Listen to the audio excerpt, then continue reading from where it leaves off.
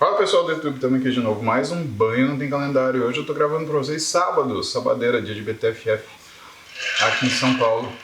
E tá bonito lá, viu? Tem umas cenas que os meninos gravaram e estão muito legais, vocês vão ver depois.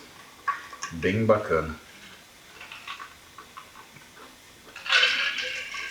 Mas vamos responder pergunta?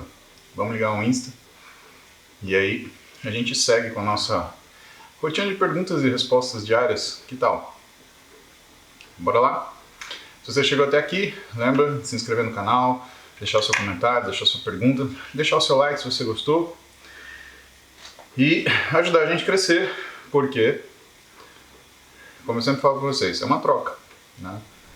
Conforme vocês procurarem por conhecimento, o conhecimento vos encontrará. Vamos lá, vamos ligar a live. Se você quiser assistir essa live, ela acontece todo santo dia, entre mais ou menos 7 e 8 da manhã, lá no meu Instagram, @paulomusi. Sábado e domingo que eu mudo o horário, né?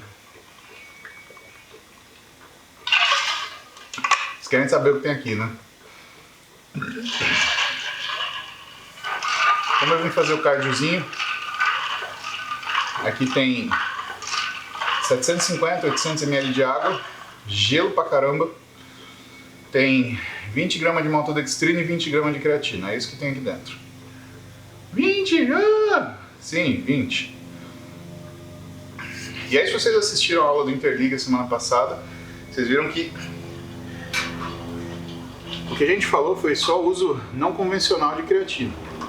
Uma das coisas que eu falei pra vocês foi o uso de creatina em privação de sono. Isso é uma coisa importante, porque todos nós passamos algum tipo de privação, né? E eu, como vocês sabem, eu conto pra vocês, tenho insônia foda. Então pra mim creatina é uma constância na minha vida. Nem só por causa da musculação, por causa da parte neurológica mesmo. De volta nas lives, quanto de braço você tinha na adolescência? Depende, Gabriel. Na adolescência, quando eu comecei a treinar ou quando eu já estava treinando bem? Quando eu comecei a treinar, eu tinha 11 anos, eu tinha 32 de braço. Meu sonho era ter 37. Aí, eu não lembro quando eu atingi 37. Mas aí eu percebi que ainda era muito pouco, Gabriel. E aí eu queria aumentar, mas eu não sabia quanto, porque eu não sabia quanto de braço tinha os caras que eu admirava. Então eu falei, não, vou continuar treinando. Eu acho que com uns 16 eu cheguei em 45. Tá? Mas com 16 eu já tinha mais de 1,80 m. Então, cara, 45 de braço, quando você tem 1,80 m, não é lá grandes coisas, né? É um físico ok. Fala, meu, normal. A coisa começou a ficar legal. Quando eu comecei a chegar nos 52, 53, aí ficou divertido. Mas aí eu já tinha mais de 30, né? Só as curiosidades, né? O Matheus pergunta: jejum intermitente, logo após acordar, fazer aeróbico em jejum, pulando corda. Não, Matheus, exercício não é uma boa estratégia para perda de gordura, né? Dieta é uma boa estratégia para perda de gordura. Jejum intermitente não é uma estratégia para perda de gordura, mas estratégia para baixar sua insulina ou a sua resistência periférica à insulina.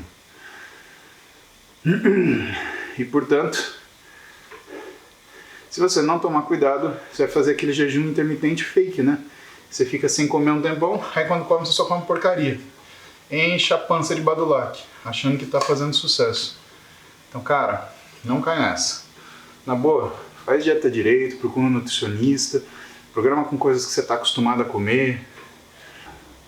Martins, o que é pior? Treinar sem ir ao médico ou não treinar por não poder ir ao médico? Você não precisa ir ao médico para treinar, Martins. Você precisa de um profissional de educação física, tá? E aí, esse profissional de educação física vai te fazer uma avaliação física. Se tiver algum problema, ele vai te mandar no médico. E muito provavelmente, conforme o seu treino for progredindo, ele vai te mandar para uma nutricionista, porque se você não se alimentar direito, ele não consegue te treinar melhor. Então, prioridade está ao contrário. Primeiro, profissional de educação física, que vai te mandar para a Nutri. Se tiver algum problema, vai no médico. Se tiver uma questão específica, vai no médico, é assim que funciona. Então, qual que é a pergunta que a gente vai misturar hoje? Diferença de treinar com peso livre e máquina, do Kaique. Vamos misturar do Gabriel. Quanto tinha de braço? E tem diferença? Tem.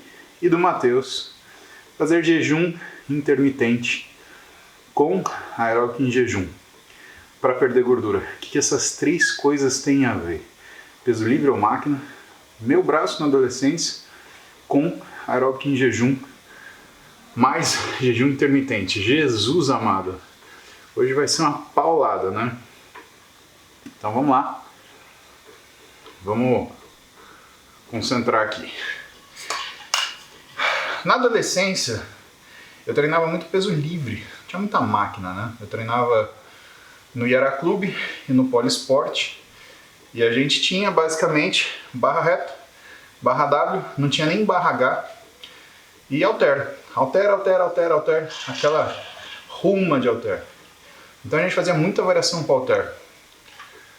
A gente usava o crossover muito pouco para treinar braço, né? A polia era uma coisa que a gente reservava mesmo para fazer crossover peitoral. Parece que todo mundo só usava o crossover para isso.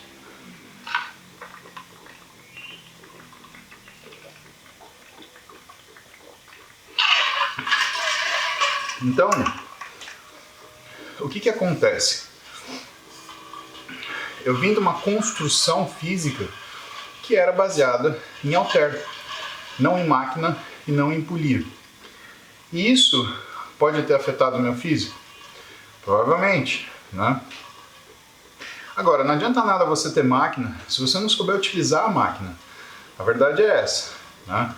Normalmente a máquina ela tem uma coisa chamada cam, que é a superfície de movimentação que você tem a transmissão do que é a força muscular para o peso, tá? É como se fosse a caixa de marcha do carro, tá? Ela transforma o que é a sua força em movimento.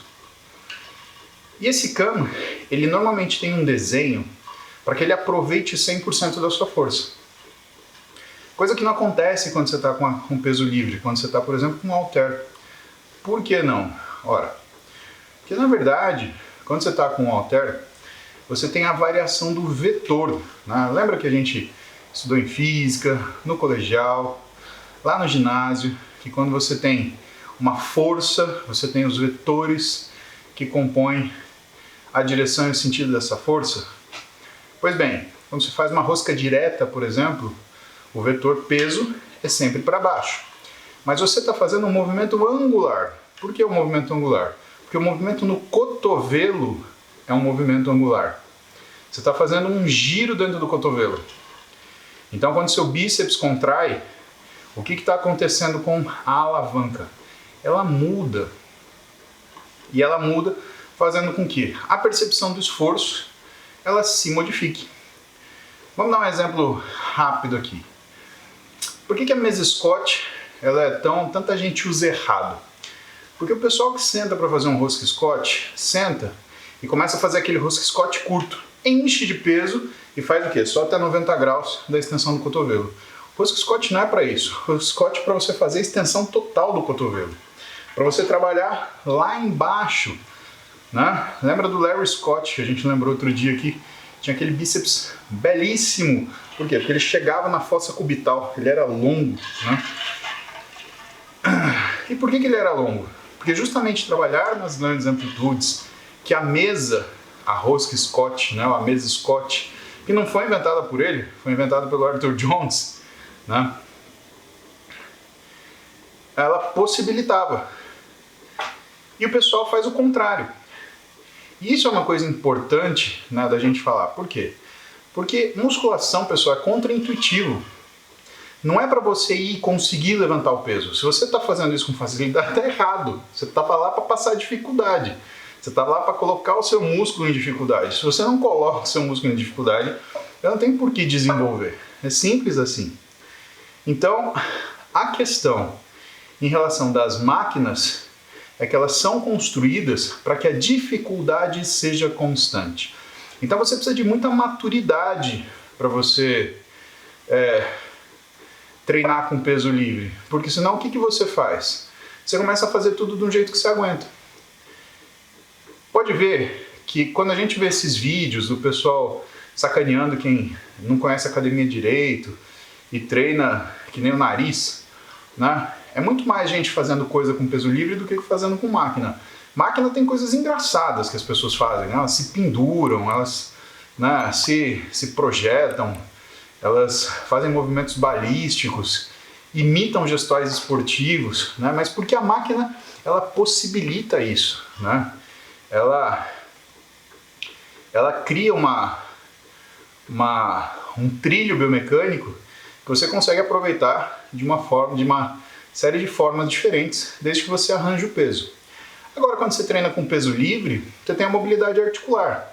Então você vê aquele pessoal fazendo elevação lateral que parece estar batendo asa para voar. Você tem aquele pessoal que vai fazer aqueles supinos que, parece um quasímodo, né? Ou então aquele supino curtinho, aquele supino soluço, né? Então, essa é a questão do peso livre. Não dá pra gente colocar uma questão de ser melhor ou ser pior, porque... Quem perguntou isso? Foi o Kaique ou o Gabriel? Agora não lembro. Não dá pra você colocar uma questão de ser melhor ou pior, porque falta um ingrediente especial. É o treinador. Então, se você fizer qualquer um dos dois sem um treinador, você vai fazer caca. A diferença é que o estilo da caca, né, ela é discretamente diferente. Quando você tem uma máquina, né, a tendência é você aproveitar o que é esse ganho biomecânico que ela te dá para colocar carga e fazer movimentos curtos, porque você vai permitir ter uma sobrecarga, né, grande. E quando você faz livre? Quando você faz livre, você tem as duas chances, ou de fazer movimentos curtos com muita carga e todos errados, ou movimentos muito amplos que não fazem nenhum sentido do ponto de vista de treinamento. Independente de você usa máquina ou peso livre, existe uma forma de você utilizar aquilo. Cara, pensa que você é um orangotango na pré-história e você vê uma bicicleta, né? A história é minha, então eu invento o que eu quiser, tá bom? Então não vem reclamar que não existia bicicleta na época da pré-história, que o orangotango ele não existia. Cara, eu tô fazendo exercício, eu quero que você pense nesse exercício. Você é um orangotango na floresta, aliás, na savana, porque dá para andar de bicicleta, você vê uma bicicleta na sua frente. Aí, você não sabe o que é aquilo. Você não sabe quem fez aquilo. Você não sabe para que foi feito aquilo. E você sobe em cima da bicicleta, você pisa em cima da bicicleta, você morde o pneu da bicicleta. Você lambe o guidão da bicicleta. Você mastiga o banco da bicicleta. Você faz cocô na roda da bicicleta. Você urina na marcha da bicicleta. Mas você não sobe na bicicleta e usa ela para quê? Para se locomover. Por quê? Você nunca viu aquilo na vida. E as máquinas de musculação, elas são mais ou menos assim. E nós somos mais ou menos orangotangos quando a gente não conhece uma máquina dessa. A questão é que quando você tem um cara muito experiente, que faz musculação há muito tempo, ele sabe o que é um trilho biomecânico, ele sabe o que é manter a tensão durante o tempo, ele sabe o que é uma boa qualidade de contração, uma coisa que a gente chama de consistência de contração muscular. Então ele entra na máquina e ele respeita aquilo e ele vai tentar entender, né, o que aquela máquina facilita. Quando você pega uma pessoa que ela treina daquele jeito meio instintivo e faz aquelas anarquias na academia, cara, é um orangotango mijando na bicicleta, porque não sabe por que aquilo funciona, tá? Só falta gritar, pular em cima, sabe? Fazer alguma coisa do gênero. E a gente percebe isso, tá? Peça uma ajuda para os seus professores, né? Ou então, se você está vendo um amiguinho fazer isso, ajuda o amiguinho. Fala, amiguinho, ou você não vai virar nada, ou você vai se machucar, ou você vai continuar me incomodando, né? Porque tem isso, a gente... Né? A mesma coisa que você está numa biblioteca para estudar e tem um caboclo dançando axé com abadá. Não é o lugar, não é o momento, não é o propósito, né? E a academia é um lugar de treino, é um lugar de concentração, é um lugar de atenção, né? Não dá para você ficar se distraindo com essas coisas. Elas realmente, elas te chamam a atenção e te diminuem a disposição, diminui até a sua dopamina, diminui a tua motivação para treinar. Você fala, meu, que diabo esse caboclo tá fazendo ali? Eu, hein? Diferente. Você já imaginou um atleta do Mr. Olímpia treinando no seu lado? Que é o que a galera de Floripa pode fazer lá no CT, na Ironberg, né? Imaginou, tá do seu lado treinando o Eduardo Correia. Cara, 2 minutos você acha que você tá indo para 212 também. Você vai disputar a Olímpia, né? É isso que eu tento mostrar para vocês, né?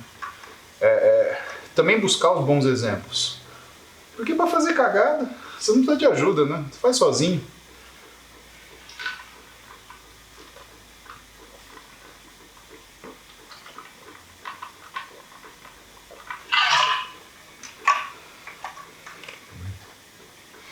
E a limitação que eu tinha na adolescência de não ter máquinas disponíveis é que eu estressava o meu músculo dentro daquilo que era possível com pesos livres, que normalmente é suficiente, tá, pessoal?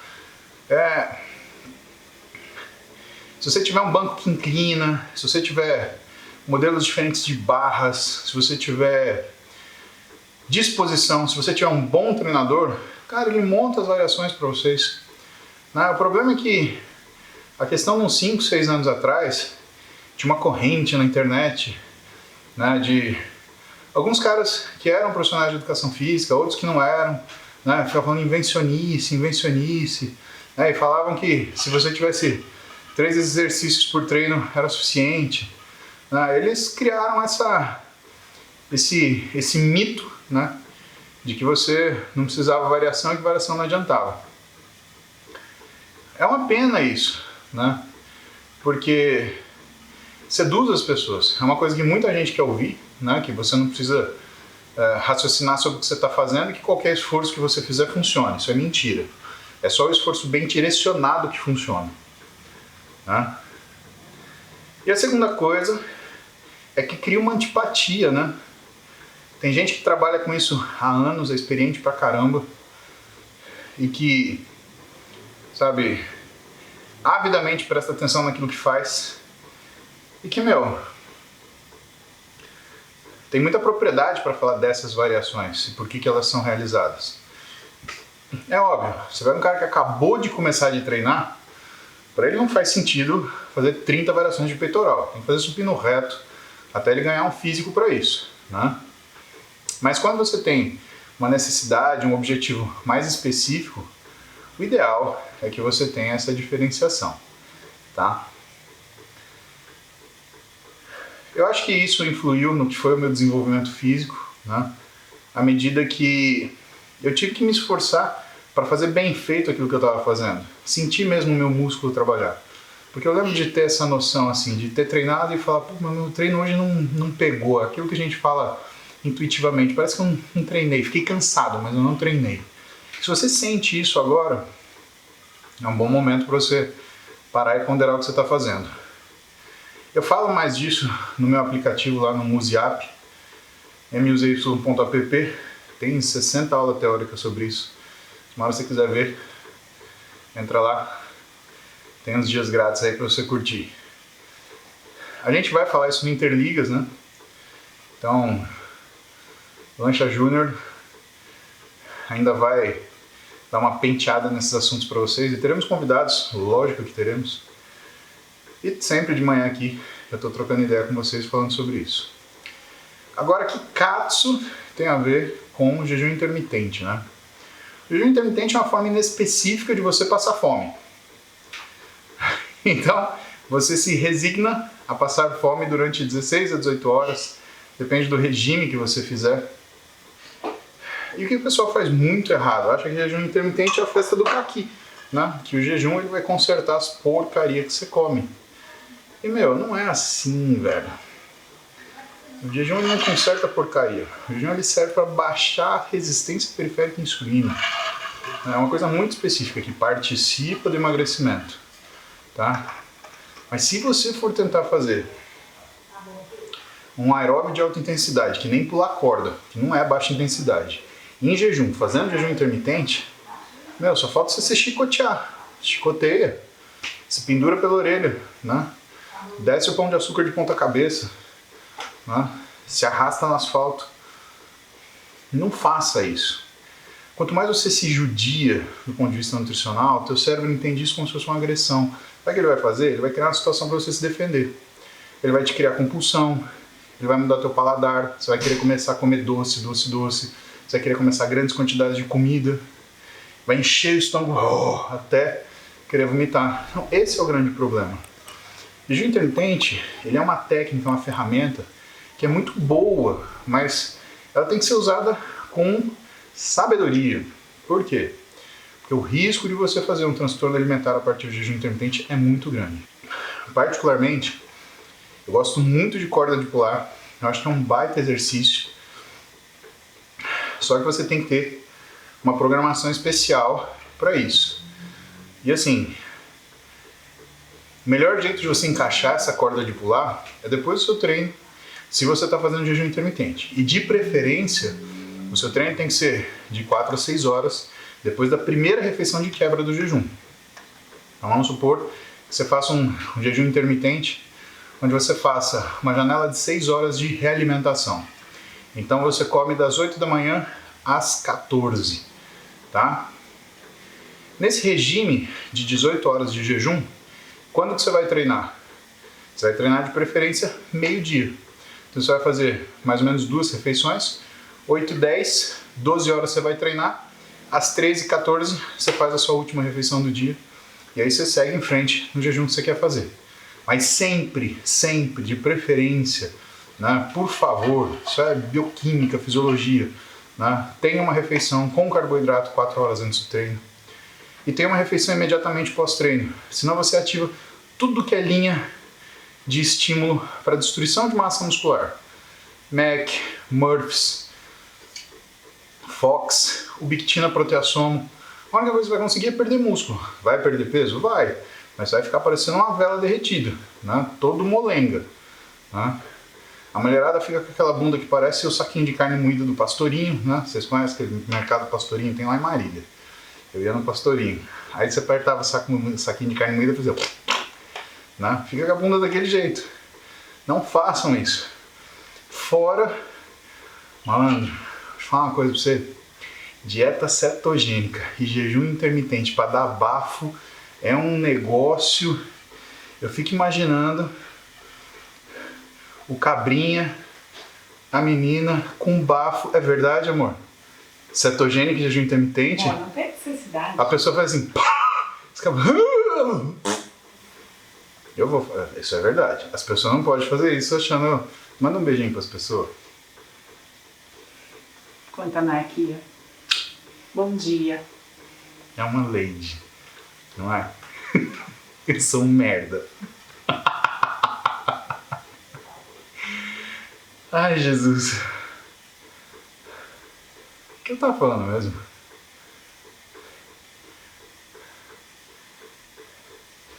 Ai, caralho. Veio tanta coisa na minha cabeça que... É uma lady. Eu sou um... Eu tô tentando lembrar o que eu tava falando antes de você me dar...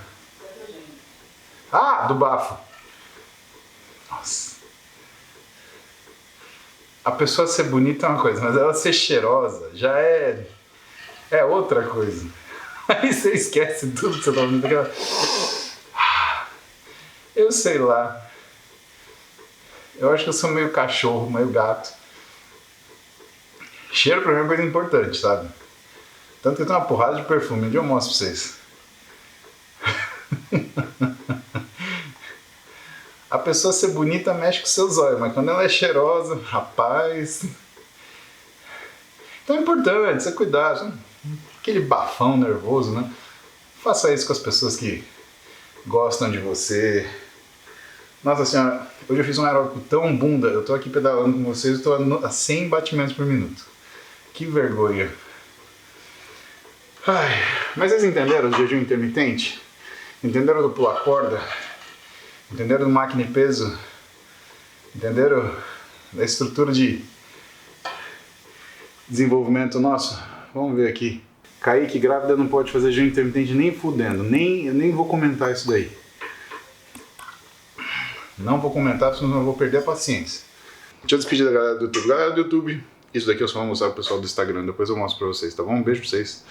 A gente se vê, né? Clica aí no se inscrever, comente seu comentário, liga as notificações e a gente se vê aí no nosso canal. Beijo, tchau.